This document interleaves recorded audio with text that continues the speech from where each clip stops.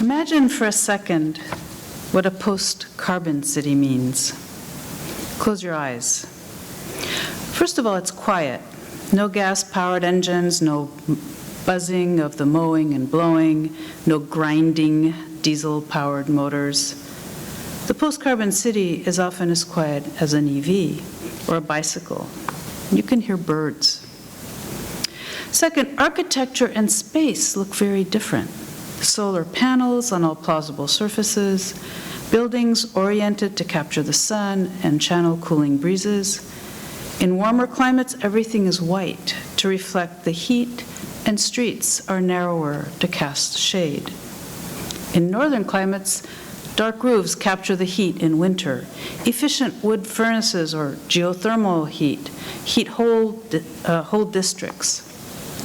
Greenhouses and gardens are everywhere, and people walk.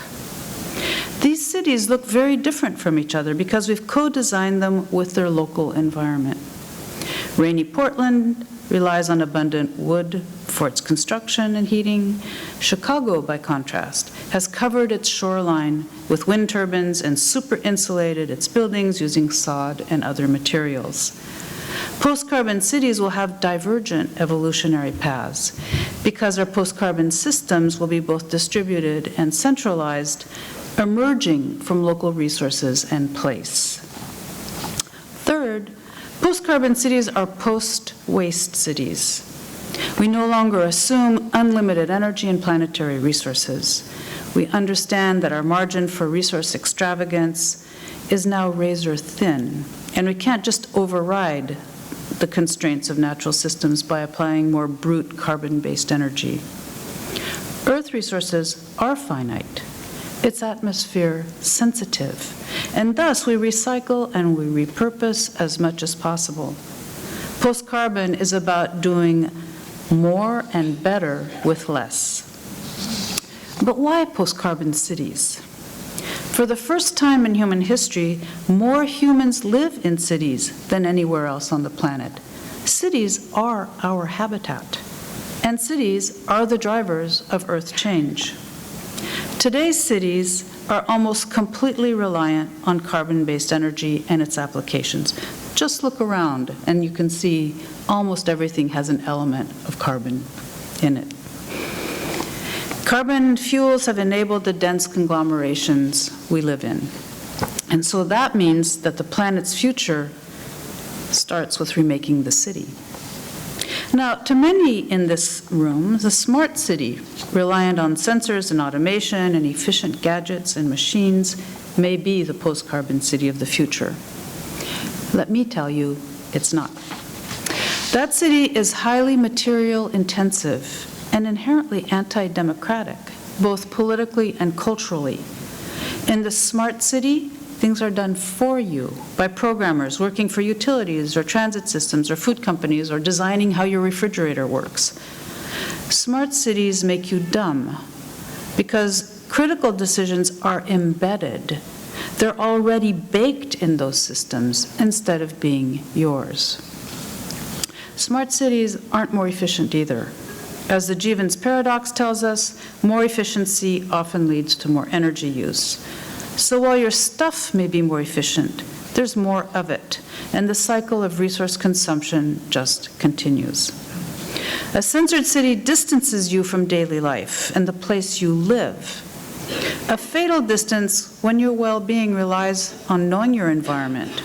It's like people who depend on GPS and end up driving over a cliff. True story. We don't need smart cities. We need intelligent cities. Ones run by daily interactions and human decisions that are alive to place, and culturally driven choices about the use of information technologies. This deep transformation won't be easy. Cities are thick with infrastructure, with patterns and expectations, cultures and investments. They're obdurate. But this transformation can emerge from what cities are best at, change and innovation, if we decide to make the changes.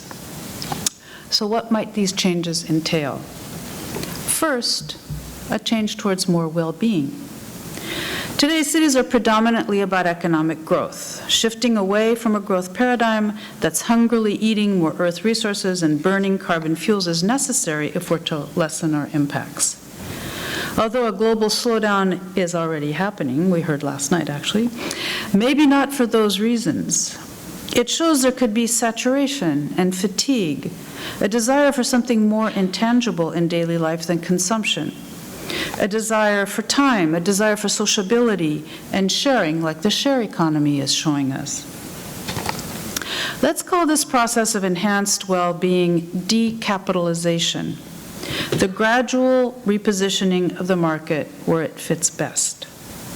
To manage a new decapitalized and decarbonized world, new government and governance structures are needed, new appropriate technologies and knowledge. We'll use these new governance models and appropriate technologies to manage integrated urban systems that are complex and specific to place, integrating new sources of energy, new forms of manufacturing, installing systems for water recycling and solar hot water, creating infiltration trenches, energy systems, reinventing food systems. These are all new skills and new jobs.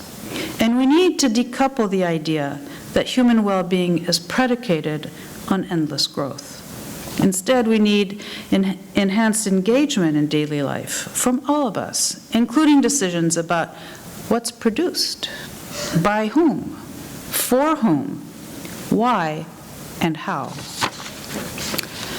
We all know the perverse impacts of inequality between rich and poor countries and among us. Carbon accounts can speed a transition to more fairness. Universal, individual carbon accounting would radically level lifestyles across the planet. What's the amount of carbon we can safely burn? We can burn some carbon. Scientists and experts say 2 tons per person per year. The US per capita is 19. We could have carbon accounts. Carbon cards, we swipe each carbon expenditure and each expenditure that has embedded carbon. That encourages recycling.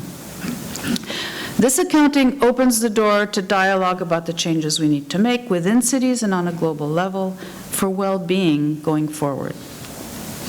Third, a more human-centered approach in city. The great myth is that people will be happy getting a check while machines do the work. Actually, people like to feel they count, that they're making a contribution to society, so work is really important. And the new work will be huge in making and maintaining novel integrated urban systems, reworking the old into the new. This is an opportunity for residents to regain agency in making cities and to make large-scale decisions about the future. Finally, time. Time itself will be more ample because post-carbon things will take more time. Yes, new forms of energy like solar may end up having the same power as carbon energy sources, but they're less easily transportable. They're less fungible into many different energy products and have different time dimensions. This slowing down will extend to transportation, manufacturing, building, repurposing, and recycling. And the slowness of this post-carbon city goes hand in hand with a fuller human engagement. We will intentionally make and remake our place and our future in more collaborative ways. It's an opportunity to make generous cities. Cities that are pleasant and welcoming with open spaces and shade and cooperative workspaces and collaborative governance. My vision is about addressing the fierce urgency of now. It's not about the smart city, where technology and economic growth fuel these cities that provide all the answers for us and put us out of meaningful work. That won't address the unsustainable extractive nature of the current economy and what's important for human well-being and happiness. And it won't take us to a different future where humans recognize their dependence on planetary health and cycles. So we need to rebuild cities that reflect our dependence and interact well with the environment. You may not like all of this vision, but I suspect each of you has found something in it that resonates.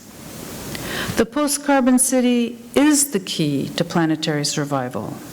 If we shape it correctly, we transform ourselves and the course of future Earth. Thank you.